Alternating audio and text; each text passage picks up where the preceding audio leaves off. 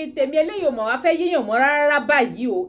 ọba arọ tó ń ṣe ọ̀rẹ́ Mohbad ní Ìkòròdú òun ló mà ti fárígá báyìí ó dẹ̀ tún pè wá sí àwọn àkíyèsí kọ̀ọ̀kan ó ní kí nìdí tó fi jẹ́ wípé ọba Ẹlẹ́gùṣì àtàwọn mọ̀lẹ́bí Ẹlẹ́gùṣì wọn jáde wá láti wá dìfẹ́ǹdì ọ̀rọ̀ Liam bí wọ́n ṣe dìfẹ́ǹdì ti Sam Larry lọ́jọ́ sí o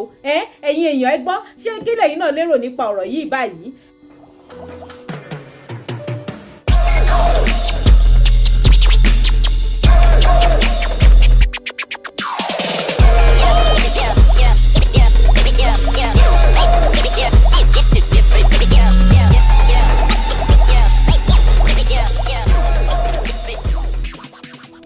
Sí DG Naija television ẹ má gbàgbé láti bá wa tẹ subscribe button tó wà lábẹ́ fídíò yìí ẹ like fídíò wa gbogbo èrò ọkàn yín ẹ máa fi sí comment kẹ́dẹ̀ máa share fídíò yìí kó máa lọ fàfàfà ẹgbẹ́ ẹ̀yin èèyàn iná ẹgbẹ́ ọ̀rọ̀ yìí yẹ̀ wò lọ́jọ́ náà lọ́hùn tí ọ̀rọ̀ yìí ṣẹ̀ṣẹ̀ bẹ̀rẹ̀ tí wọ́n ń sọ wípé ọmọ Ẹlẹ́gùṣì ní Sam Larry ṣe mọ̀ pé àwọn Ẹlẹ́gùṣì family wọ́n jáde nígbà yẹn wọ́n wá defend ọ̀rọ̀ yìí pé rárá àwọn ò mọ Sam Larry rí kí wà ní ìdí ẹ̀ tó wà fi ṣe pé lásìkò tí allegations ti Liam yìí náà lọ káàkiri wọ́n dákẹ́ wọn sọ anything ìyẹn dé number 1 number 2 ọba arọ́sùn wá pè wá sákèésí pé kí ni ìdí tí Tonto Dike àti Ìyábọ̀ Òjó tí wọ́n ń front justice for Mohbad nígbà yẹn kí ni reason tí wọ́n fi silent báyìí ṣe pé bí àwọn gan ti rí wípé lóòótọ́ Liam ò kí ń ṣe ọmọ Mohbad làwọn náà ṣe dákẹ́ náà ṣe quiet ẹ wo ẹ̀yin èèyàn ọba arọ́sùn ọ̀rọ̀ tó pọ̀ gidi gan nínú fídíò tí mo fẹ́ fi hàn yín báyìí ẹ̀ jájọ gbọ́. Wọ́n ní Ọba Elegushi ló ní Liam family member ọlọ́sọ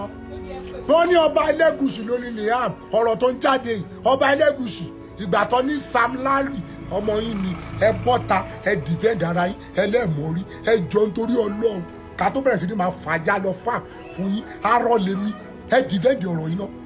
torí ó yìí dàbí mírèkù mo sọ bẹ́ẹ̀ pé gbogbo àwọn tó jáde inú Èkó tọkọ keep quiet tó sọ̀rọ̀ mọ́ yìí kíní yìí gẹ́ta ṣe bíi bọ̀ ẹ̀mí kọ́ mọ̀ pọ́nmọ́ ẹ̀ máa jẹ́wọ́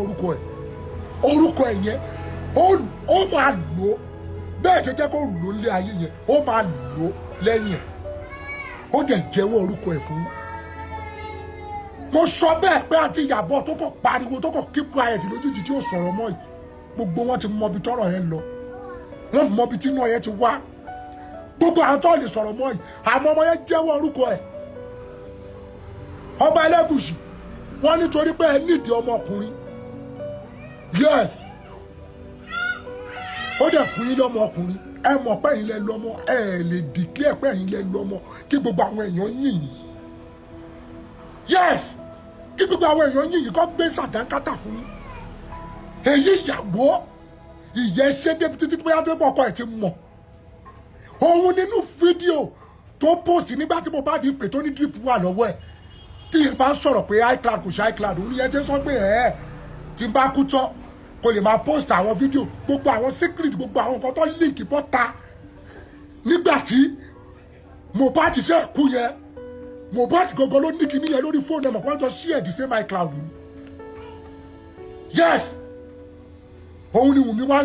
Wunmi ẹlẹ́ṣẹ̀ ò ní lọ láì jìyà ó sú ọ mo sọ kò sí bí ọkọ ẹ ṣe lè kú tó ìgbà tó gbé ẹ wá sí kóòtù yẹn mo rí bó ṣe rí mo ní ọmọ yóò mọ̀ pàkó ọkọ ẹ òun gbogbo ni first suspect bọ èmi mọ̀ pé ìmọ́lẹ̀ máa tàn sínú ọ̀rọ̀ Mohbad torí ọmọ yẹn máa jẹ́wọ́ ara ẹ̀ arọ lèmi ẹ̀ lè ṣe kọ́kọ́ fún mi àìsú ẹ̀ tẹ́ bá ṣe nǹkan fún mi ẹ máa rí ìjà lóhun kíákíá kò ní pẹ́ bí báyìí finú mi rò nǹkan burúkú sí ibà ẹ̀ máa rí ìjà Ọlọ́run mi ìfẹ́ mọ nǹkan náà I swear to God torí pé òótọ́ ọ̀rọ̀ là ń sọ fún yín ìwọ wá mú ọkọ ẹ ò pa wọn ní gbogbo ìra mọ́lẹ̀ ń domile lórí a ti sọ fún Mohbad máa kó sí wọn nù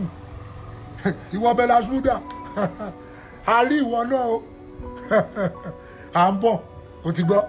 mí sínú à ń bọ̀ fún ẹ you understand.